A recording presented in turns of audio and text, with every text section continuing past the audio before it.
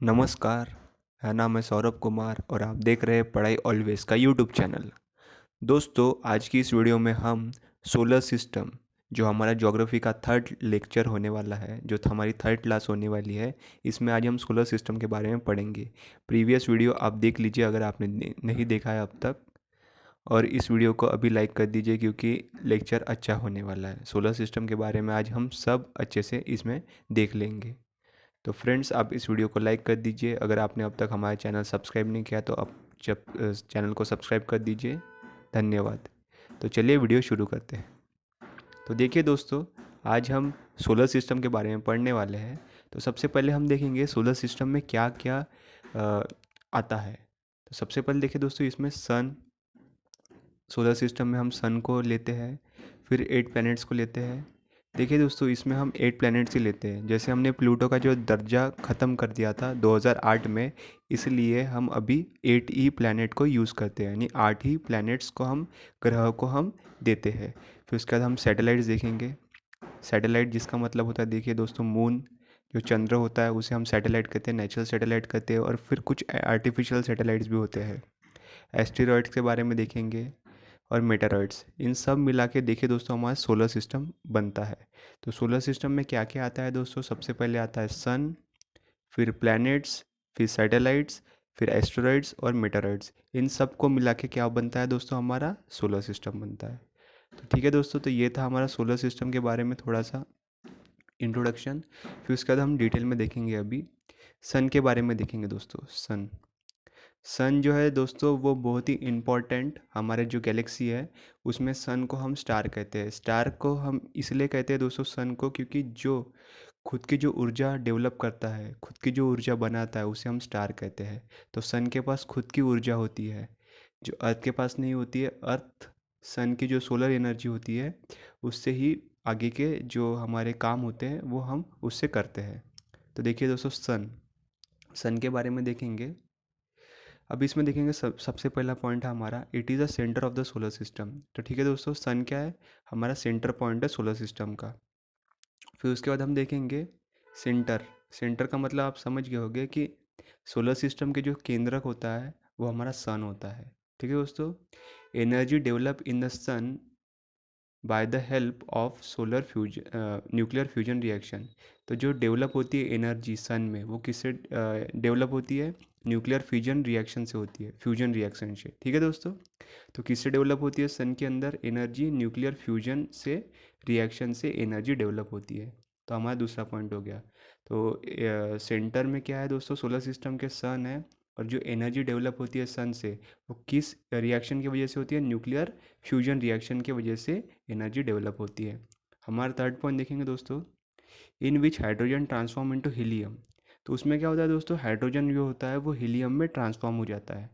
तो nuclear fusion reaction में देखिए दोस्तों, हाइड्रोजन हीलियम में ट्रांसफॉर्म हो जाता है। ठीक है दोस्तों, तो ये हमारा थर्ड पॉइंट हो गया। अब हम नेक्स्ट पॉइंट पर चलेंगे। The part of the sun which we see by our naked eyes is known as photosphere. देखिए दोस्तों, जो भाग हमें नेकेड आई से शो होता है, हम उसे क्या कहते हैं? फोटोस्फियर कहते हैं। ठीक है दोस्तों, जो हम आसानी से देख सकते हैं अपने आँखों से, उसे हम क्या कहते हैं? फोटोस्फियर कहते हैं। ठीक है दोस्तों, तो ये पॉइंट भी हमारा हो गया।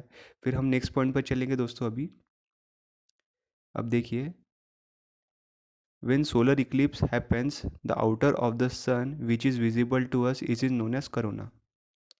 तो देखिए दोस्तों, जब सोलर इक्लिप्स यानी जब सूर्य ग्रहण होता है, तो जो आउटर पार्ट होता है दोस्तों सन का, जो हमें दिखता है अपने नेकेड आई से, तो उसे हम क्या कहते हैं दोस्तों? करोना कहते हैं। क्या कहते हैं? करोना। ठीक है दोस्तों, जो सूर्य ग्रहण के वक्त जो पार्ट विजिबल होता है उसे हम क्या कहते हैं? करोना कहते हैं। फिर नेक्स्ट पॉइंट पर चलेंगे। The sun is made up of extremely hot gases. तो सन किससे बना है दोस्तों? एक्सट्रीमली गर्म हवा से, यानी एक्सट्रीमली हॉट गैसेस से, बहुत ही ज़्यादा गर्म गैसेस से सन बना है। तो किससे बना है दोस्तों सूर्य? एक्सट्रीमली हॉट गैसेस से। फिर हम नेक्स्ट पॉइंट पे चलेंगे। It provides the pulling force that binds the solar system. अब सन के पास ये होता है दोस्तों कि उसके पास पुलिंग फोर्स होता है। पुलिंग फोर्स का मतलब होता है अपनी ओर लगाने वाला फोर्स, अपनी ओर खींचने वाला फोर्स। अपने ओर खींचने वाले फोर्स को क्या कहते हैं दोस्तों? हम पुलिंग फोर्स कहते हैं।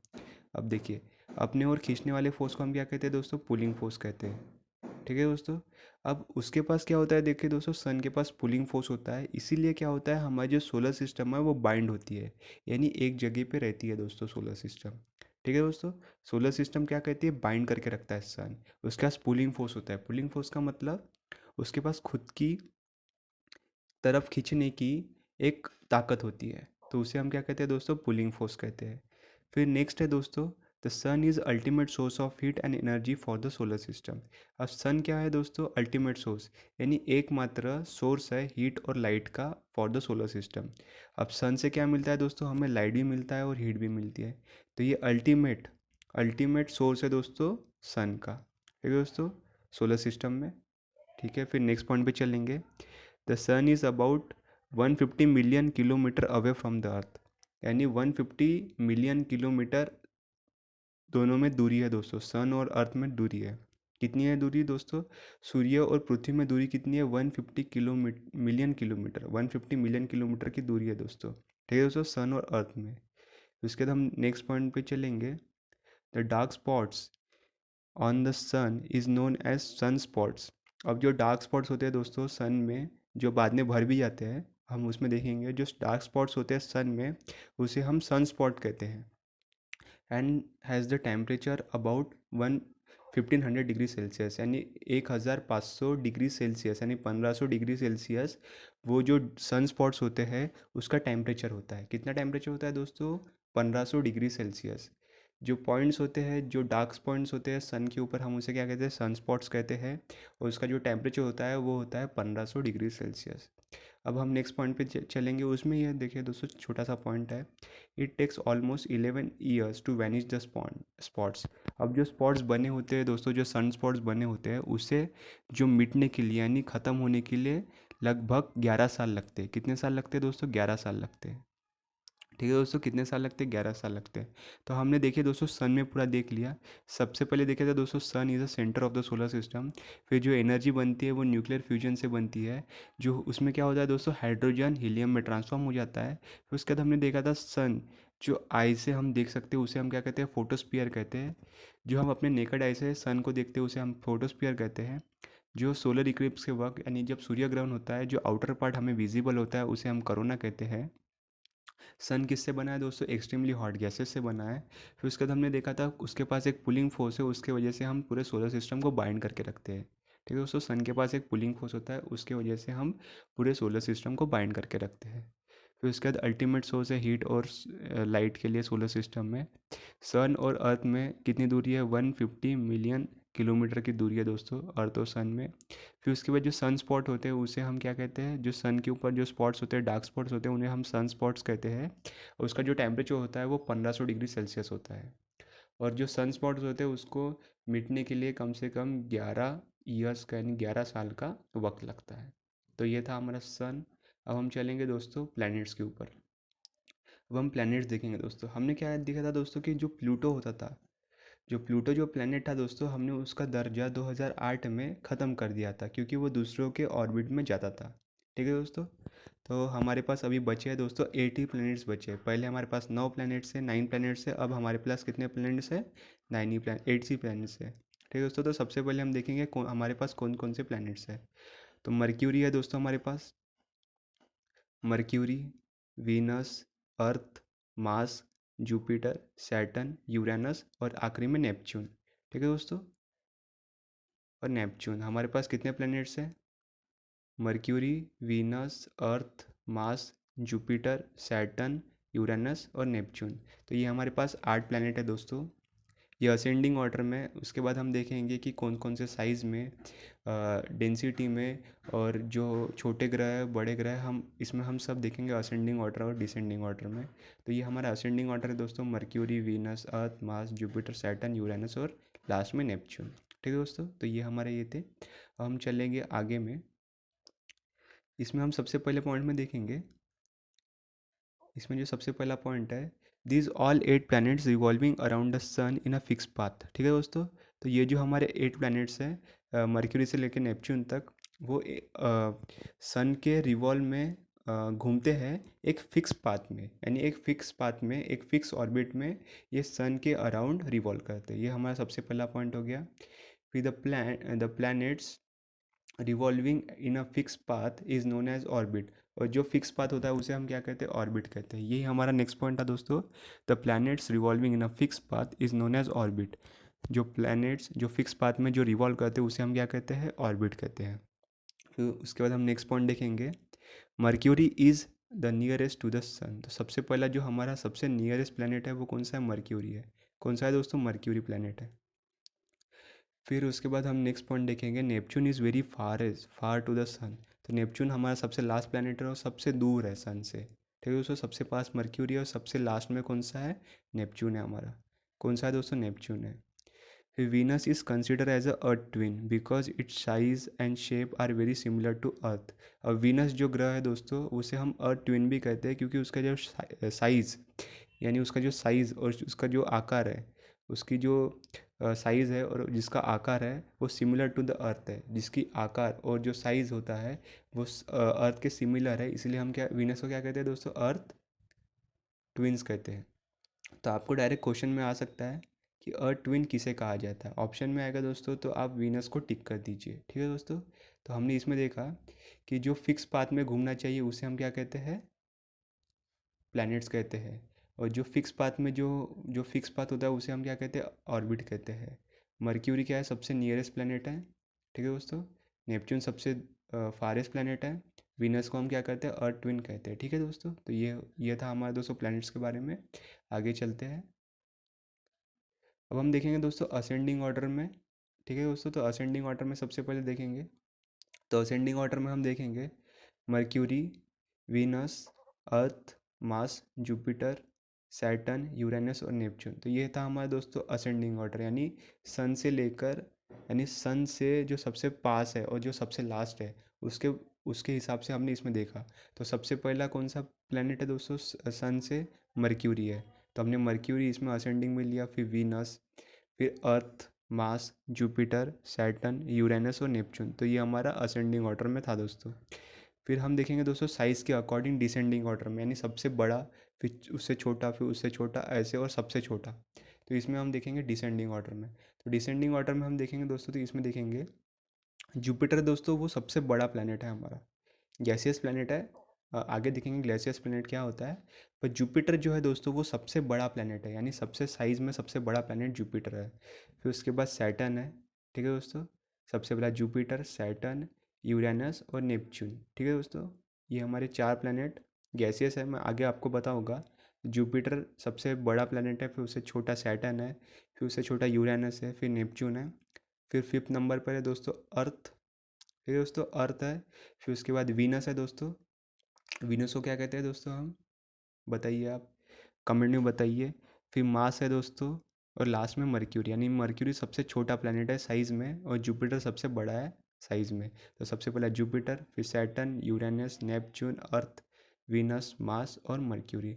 ये था हमारे दोस्तों डिसेंडिंग ऑर्डर में साइज़ के अकॉर्डिंग।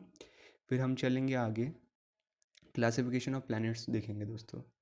तो इसमें देखेंगे क्लासिफिकेशन ऑफ प्लैनेट्स, तो दो टाइप के हम क्लासिफिकेशन करते हैं। सबसे पहले टेरेस्ट्रियल और रॉकी प्लैनेट्स। जो टेरेस्ट्रियल प्लैनेट होते हैं उसे हम रॉकी प्लैनेट्स कहते हैं, और जो हमारे सेकंड नंबर पे प्लैनेट्स होते हैं उसे हम गैसियस प्लैनेट कहते हैं। अब टेरेस्ट्रियल प्लैनेट देखिए दोस्तों हम किसे किसे कहते हैं, हमारे मर्क्यूरी, वीनस, अर्थ और मार्स। मर्क्यूरी, वीनस, अर्थ, मार्स को हम क्या कहते हैं दोस्तों, टेरेस्ट्रियल प्लैनेट कहते हैं या रॉकी प्लैनेट्स कहते हैं। ठीक है दोस्तों, किसे कहते हैं टेरेस्ट्रियल प्लैनेट्स, मर्क्यूरी, वीनस, अर्थ, मार्स। फिर हम नेक्स्ट चलेंगे, आगे चलेंगे दोस्तों। अब इसमें देखिए दोस्तों गैसियस प्लैनेट्स। अब गैसियस प्लैनेट्स क्या होता है, जो दोस्तों जो गैसेस से बने होते हैं हम आगे उसमें देखेंगे। तो देखिए दोस्तों Jupiter, Saturn, Uranus, Neptune are called as gaseous planet. तो किसे हम कहते हैं दोस्तों gaseous planet, Jupiter, Saturn, Uranus और नेपच्यून को हम गैसियस प्लैनेट कहते हैं। फिर आगे इसके चलेंगे, टेरेस्ट्रियल प्लैनेट में क्या हो गया दोस्तों, मर्क्यूरी, वीनस, अर्थ, मार्स। और गैसियस में जुपिटर, सैटर्न, यूरेनस और नेपच्यून। तो ये हमारे दोनों क्लासिफिकेशन हो गया, रॉकी प्लैनेट और गैसियस प्लैनेट। अब हम आगे चलेंगे। अब देखिए दोस्तों इनर प्लैनेट्स और आउटर प्लैनेट्स। अब इनर प्लैनेट्स और आउटर प्लैनेट्स में देखेंगे, मर्क्यूरी, वीनस, अर्थ और मार्स, इसे हम इनर प्लैनेट्स कहते हैं। किसे इनर प्लैनेट्स कहते हैं? मर्क्यूरी, वीनस, अर्थ, मार्स को हम इनर प्लैनेट्स कहते हैं। जुपिटर, सैटर्न, यूरेनस और नेपच्यून को हम आउटर प्लैनेट्स कहते हैं। ठीक है दोस्तों, तो इनर प्लैनेट्स कौन से हो गए? मर्क्यूरी, वीनस, अर्थ, मार्स। और outer planets Jupiter, Saturn, Uranus और नेपच्यून। अब सेकंड पॉइंट में देखेंगे इनर प्लैनेट्स में made up of metals and rocks. अब जो प्लैनेट्स बने होते हैं मर्क्यूरी, वीनस, अर्थ, मार्स, ये मेटेलिक और रॉक से बने होते हैं। ठीक है दोस्तों, मेटेलिक और रॉक से बने होते हैं, इसीलिए हम इसे रॉकी प्लैनेट्स भी कहते हैं, इनर प्लैनेट्स भी कहते हैं। ठीक है दोस्तों, तो ये किससे बने होते हैं? मेटेलिक और रॉक से, यानी मेटल से बने हो सकते हैं, रॉक से बने हो सकते हैं। अब हम इसमें देखेंगे आउटर प्लैनेट में मेड अप ऑफ गैस। तो ये किससे बने होते हैं दोस्तों? गैस से बने होते हैं। ठीक है दोस्तों, गैसेस से बने होते हैं। फिर हम अपना नेक्स्ट पॉइंट देखेंगे इनर में they have very few natural satellites और नो सैटेलाइट्स। अब देखिए दोस्तों, इसमें सैटेलाइट हो भी सकता है या सैटेलाइट नहीं भी हो सकता है इनर प्लैनेट्स में। पर आउटर प्लैनेट्स में लार्ज नंबर ऑफ सैटेलाइट्स होते हैं। जैसे हम कंसिडर करते हैं अर्थ के बारे में, तो अर्थ का जो नेचुरल सैटेलाइट है, वैसे आर्टिफिशियल सैटेलाइट तो बहुत सारे हैं, पर नेचुरल सैटेलाइट जो हमारा अर्थ का है वो है हमारा मून। अब ये जो सैटेलाइट होता है वो क्या होता है? देखिए दोस्तों, जैसे हम अर्थ सन के अराउंड रिवॉल्व करती है, ठीक है दोस्तों, फिक्स पाथ में, वैसे ही दोस्तों अर्थ के अराउंड जो एक आप जैसे चंद्रमा है दोस्तों, जो रिवॉल्व करता है, तो उसे हम क्या कहते हैं? नेचुरल सैटेलाइट कहते हैं।